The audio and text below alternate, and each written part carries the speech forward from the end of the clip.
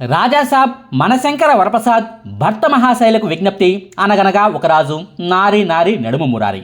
ఒకటి కాదు రెండు కాదు, ఏకంగా 5 సినిమాలు ఈ సంక్రాంతికి ప్రేక్షకుల ముందుకు వచ్చాయి. ఈ 5 సినిమాల్లో సంక్రాంతి విన్నర్గా నిలిచిన సినిమా ఏది, ఏ సినిమా బెస్ట్, ఏ సినిమా లాస్ట్, ఏ సినిమా వరస్ట్ అన్న వివరాలను ఈ వీడియోలో క్లియర్గా చెప్పుకుందాం. ఈ సంక్రాంతి పండుగ రేసులోకి మొట్టమొదటిగా రాజాసాబ్ సినిమాతో ప్రభాస్ గారు ఎంట్రీ ఇచ్చారు. ఈ సినిమా కథను రాయడానికే ఏడాదికి పైగా టైం పట్టిందంటూ మారుతి గారు తెగ గొప్పలు చెప్పుకున్నారు. కానీ తీరా చూస్తే సినిమా కథలో పసలేదు. ఫస్ట్ హాఫ్ అంతా ల్యాగ్, అవసరం లేని సీన్లు, కథకు ఏమాత్రం సంబంధం లేని సీన్లతో ఫస్ట్ హాఫ్ను నింపేశారు. ఓ లాజిక్ లేదు, ఓ ట్విస్ట్ లేదు, ఓ షాకింగ్ ఎలిమెంట్ కూడా లేదు. పైగా ఈ సినిమా కథకు comedy plus fantasy plus horror genre అంటూ 1కి 3 రకాల పేర్లను పెట్టుకున్నారు. ఈ మూడింట్లో ఒక్కటంటే ఒక్క జోనర్ కూడా ఈ రాజాసాబ్ సినిమా కథ న్యాయం చేయలేకపోయింది. తెర మీద ప్రభాస్ గారితో పాటుగా సత్య, వీటీవీ గణేష్, సప్తగిరి, ప్రభాస్ సీను అంటూ ఎన్నో పాత్రలను చూపించారు. కానీ ఏ ఒక్క పాత్రతోనూ సరైన కామెడీని పండించలేకపోయారు. సెకండ్ హాఫ్లో అయితే కథ ఎటు వెళ్తుందో అర్థం కాదు, ఏమేమి సీన్లు వస్తున్నాయో ఆ సీన్లు ఎందుకు వస్తున్నాయో అర్థం కాక సగటు సినీ ప్రేక్షకుడు బుర్ర బద్దలు కొట్టుకోవడం ఖాయం. సినిమాలో మరీ ముఖ్యమైన సీన్ను మొదట్లోనే లేపేసి ఓల్డ్ గెటప్ సీన్లను దాచేసి థియేటర్లోకి హడావిడిగా సినిమాను రిలీజ్ చేశారు. ఏ గెటప్కు అయితే ప్రేక్షకులు బాగా కనెక్ట్ అయ్యారో అసలు ఆ గెటప్కు సంబంధించిన సీన్లు లేకపోవడంతో ప్రభాస్ అభిమానులు సైతం హట్ అయ్యారు. చివరకు నష్ట నివారణ చర్యల్లో భాగంగా ఈ సినిమాకు మొదట్లో కట్ చేసి పిక్కన పెట్టుకున్న ఓల్డ్ గెటప్ ఫైట్ సీక్వెన్స్ను యాడ్ చేశారులే కానీ దానివల్ల కూడా సినిమా టాక్లో పెద్దగా చేంజ్ రాలేదు. చివరకు ఈ సంక్రాంతి రేసులోకి మొట్టమొదటిగా వచ్చిన ప్రభాస్ గారు ఓ డిజాస్టర్ సినిమాను అయితే అభిమానులకు ఇచ్చేసినట్టయింది. ఇక రాజాసాబ్ సినిమా తర్వాత చిరంజీవి గారి మనశంకర వరప్రసాద్ గారు సినిమా వచ్చింది. అసలు ఈ సినిమా విషయంలో సోషల్ మీడియాలో పెద్ద యుద్ధమే జరుగుతుంది. ఈ సినిమా చాలా బాగుందని అంటున్న వాళ్ళు ఉన్నారు, అసలు బాగోలేదని అంటున్న వాళ్ళు ఉన్నారు. ఇదిరా సినిమా అంటే అంటూ కామెంట్లు పెడుతున్న వాళ్ళు ఉన్నారు, ఇది ఓ సినిమాయేనా అని ఈసడించుకుంటున్న వాళ్ళు కూడా ఉన్నారు. నా అభిప్రాయం ఏంటంటే ఇది ఫ్లాప్ సినిమా కాదు, అలాగని కంటెంట్ పరంగా సూపర్ డూపర్ హిట్ బొమ్మ కూడా కాదు. ఓ రొటీన్ ఎబో యావరేజ్ సినిమా. కాకపోతే మెగాస్టార్ చిరంజీవి గారి ఇమేజ్ కారణంగా, ఆయన మార్కు వింటేజ్ చిరంజీవి సీన్ల కారణంగా ఈ సినిమాకు మెగా అభిమానులు ఫుల్గా కనెక్ట్ అయిపోయారు. ఈ సినిమా మెగా అభిమానులకు తెగ నచ్చేసింది. ఇక అనిల్ రావుపూడి గారికి ఫ్యామిలీ ఆడియన్స్లో ఓ సాఫ్ట్ కార్నర్ ఉంది. ఆయన సినిమాలను పిల్లా పాపలతో కలిసి చూడొచ్చు. వల్గర్ కామెడీ ఉండదు, కామెడీ ట్రాకులతో అక్కడక్కడైనా కాసేపు నవ్విస్తారు అన్న ఇమేజ్ అనిల్ రావుపూడిపై ఫ్యామిలీ ఆడియన్స్కు గురి ఉంది. అందుకే ఈ సినిమాకు ఫ్యామిలీ ఆడియన్స్ నుంచి ఎక్కువగా టికెట్లు దొరుకుతున్నాయి. ఓవైపు మెగా ఫ్యాన్స్, మరోవైపు ఫ్యామిలీ ఆడియన్స్.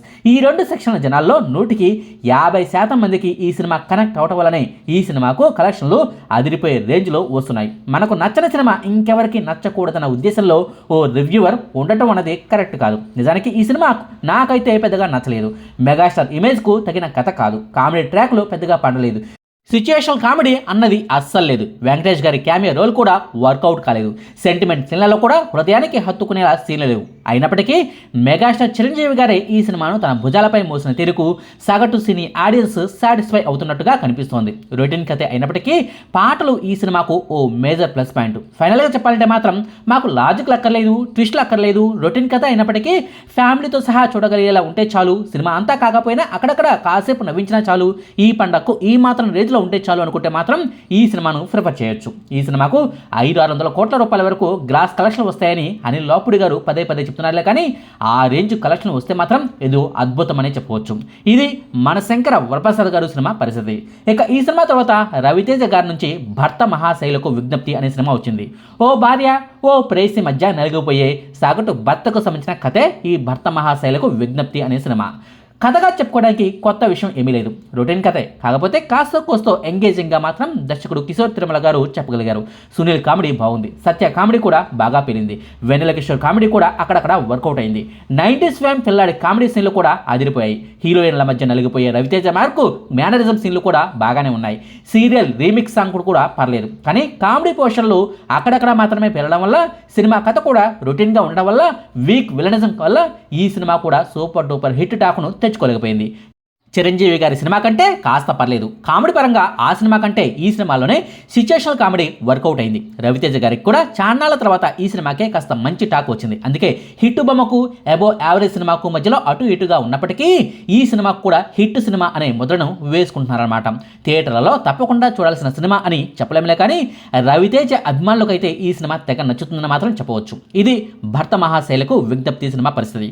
ఇక ఈ సినిమా తర్వాత నవీన్ పోలిశెట్టి గారి నుంచి అనగనగా ఒక ఒకరాజు సినిమా వచ్చింది. చాలా గ్యాప్ తీసుకుని మరి నవీన్ పోలిశెట్టి నుంచి వచ్చిన సినిమా ఇది. కథాపరంగా చూసుకుంటే ఇది కూడా ఓ రొటీన్ కథే, కొత్త కథ ఏమీ కానే కాదు. ఫస్ట్ హాఫ్లో హీరోయిన్తో ప్రేమాయణం, ఆమెతో పెళ్లి దాకా ప్రయాణం గురించిన కథ నడుస్తుంది. సెకండ్ హాఫ్లో ప్రెసిడెంట్ ఎలక్షన్ గురించి కామెడీ ట్రాక్లు నడుస్తాయి.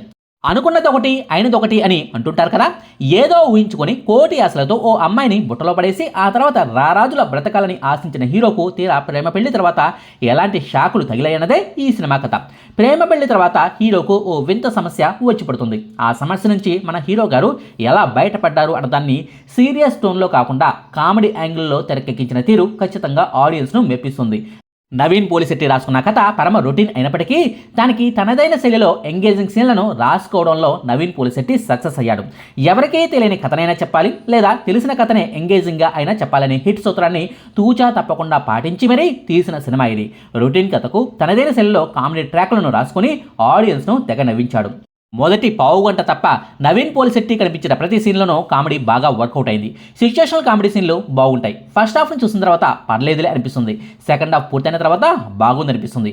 ఓవరాల్గా చూసుకుంటే ఈ సంక్రాంతి పండుగకు నవీన్ పోలిశెట్టి నుంచి వచ్చిన అనగనగా ఒకరాజు సినిమా మంచి హిట్ను అయితే కొట్టిందని చెప్పవచ్చు.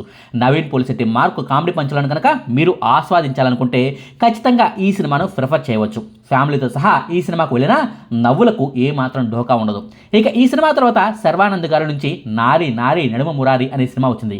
కాబోయే భార్యకు మాజీ ప్రేయసికి మధ్య నలిగిపోయే సగటు మగాడి క్యారెక్టర్లో శర్వానంద్ గారి యాక్టింగ్ అదిరిపోతుంది. ఈ సినిమా కథను రాసిన దర్శకుడు రామ్ అబరాజ్ గారు గతంలో శ్రీ విష్ణు గారితో సామాజ వర్గమన అనే సినిమాను తీశారు.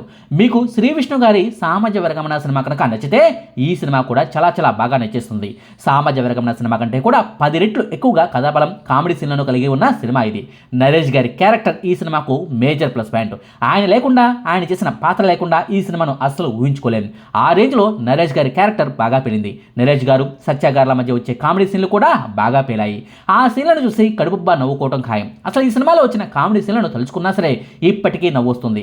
కేవలం వీరిద్దరు సీన్లే కాదుండై వెన్నెల కిషోర్, సునీల్, సంపత్ గారులతో కూడా కామెడీని పండించి సినిమా రిజల్ట్ రేంజ్ను పెంచేశారని చెప్పవచ్చు. ఫస్ట్ హాఫ్లో సినిమా స్టార్టింగ్ సీన్తోనే నవ్వించడం స్టార్ట్ చేసిన దర్శకుడు సినిమా క్లైమాక్స్ వరకు కూడా కామెడీలో ఏమాత్రం లోటు లేకుండా చూసుకున్నాడు. కథలో కొత్తదనం ఉంది. ఇలాంటి కాన్సెప్ట్తో ఇంతవరకు తెలుగు సినీ ఇండస్ట్రీలో ఒక్క కథ కూడా రాలేదు. కథాపరంగా సరికొత్త కథను, స్క్రీన్ ప్లేను కలిగి ఉన్న సినిమా ఇది.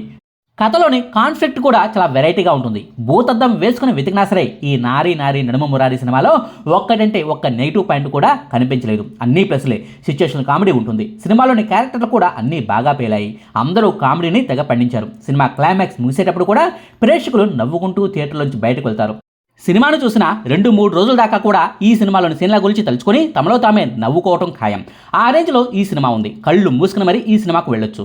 శర్వానంద్ గారికి ఓ బ్లాక్ బాస్టర్ హిట్ సినిమా దక్కిందని చెప్పవచ్చు. ఓవరాల్గా చూసుకుంటే మాత్రం సంక్రాంతికి విడుదలైన అన్ని సినిమాల్లోనూ మొట్టమొదటి ప్లేస్ నారీ నారీ నడుమ మురారి అనే సినిమాకు దక్కుతుంది. కంటెంట్ పరంగా, కామెడీ పరంగా, కథాపరంగా, సిచ్యుయేషనల్ కామెడీ పరంగా ఈ సినిమాయే ది బెస్ట్ అని చెప్పవచ్చు. కంటెంట్ పరంగా ఈ సినిమాయే సంక్రాంతి విన్నర్గా నిలిచిందని చెప్పవచ్చు. ప్రస్తుతం తక్కువ థియేటర్లే ఉండొచ్చుగాక, కానీ పండగ తర్వాత మాత్రం ఈ సినిమాకే థియేటర్లు పెరుగుతాయి. ఇక ఈ సినిమా తర్వాత రెండో స్థానంలో అనగనగా ఒకరాజు సినిమా ఉంటుంది. ఈ సినిమాలో కూడా సిచ్యుయేషనల్ కామెడీ బాగా వర్కౌట్ అయింది. Naveen Polishetty cinema box office వద్ద గట్టిగానే నిలబడుతుందని మాత్రం చెప్పవచ్చు. ఇక ఈ సినిమా తర్వాత మూడో స్థానంలో భర్త మహాశైలకు విజ్ఞప్తి అనే సినిమా ఉంటుంది. కామెడీ పరంగా అక్కడక్కడ బాగానే వర్కౌట్ అయింది. రవితేజ అభిమానులకు కూడా నచ్చుతుంది. ఇక ఈ సినిమా తర్వాత 4వ స్థానంలో చిరంజీవి గారి మనశంకర వరప్రసాద్ గారి సినిమా ఉంటుంది. ఎన్నో మైనస్లు ఉన్నప్పటికీ చిరంజీవి గారి మేనరిజమ్స్ వల్ల, అనిల్ రావుపూడి ఇమేజ్ వల్ల ఈ సినిమాకు పాజిటివ్ టాక్ వస్తుంది. కలెక్షన్లు కూడా బాగానే వస్తున్నాయి. కంటెంట్ పరంగా 4వ స్థానంలో ఈ సినిమా ఉన్నప్పటికీ కలెక్షన్ల పరంగా మాత్రం ఈ సినిమాయే నెంబర్ 1 స్థానంలో ఉంటుంది. కలెక్షన్ పరంగా మాత్రం ఈ సినిమాయే సంక్రాంతి విన్నర్ అనుకోవచ్చు. చూడాలి మరి నారీ నారీ నడుమ మురారి, అనగనగా ఒకరాజు సినిమాల హిట్ ప్రభావం అనేది ఈ మనశంకర వరప్రసాద్ గారు సినిమాపై పడుతుందా లేదా అన్నది. ఇక 5వ స్థానంలో చిట్ట చివరి స్థానంలో రాజసబ్ సినిమా ఉంటుంది.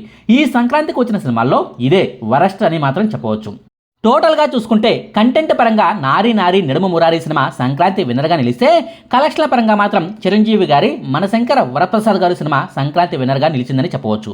మీకు ఫుల్ లెంత్ కామెడీ ఎంటర్టైనర్ కావాలనుకుంటే నారీ నారీ నడుమ మురారి సినిమాకు వెళ్ళండి. అలా కాదు ఓ స్టార్ హీరో, ఓ స్టార్ డైరెక్టర్ సినిమాను చూడాలనుకుంటే మాత్రం చిరంజీవి గారి సినిమాకు వెళ్ళండి. ఏది ఏమైనా ఈ సంక్రాంతికి ఫ్యామిలీతో సహా ఏదో ఒక సినిమాను చూసి ఆనందించండి, ఈ పండగను ఆస్వాదించండి. ఇదండి ఈ సంక్రాంతికి వచ్చిన సినిమాల్లో ఏది బెస్ట్, ఏది వరస్ట్ అన్నదానికి సంబంధించిన సమాచారం, ఏ సినిమా సంక్రాంతి విన్నర్ అన్నదానికి సంబంధించిన వివరాలు. మీకు ఈ వీడియో నచ్చితే లైక్ చేయండి, షేర్ చేయండి. మరిన్ని ఆసక్తికరమైన వీడియోల కోసం మా కొత్త ముచ్చట ఛానల్ను సబ్స్క్రైబ్ చేయడం మాత్రం మర్చిపోకండి. Thank you.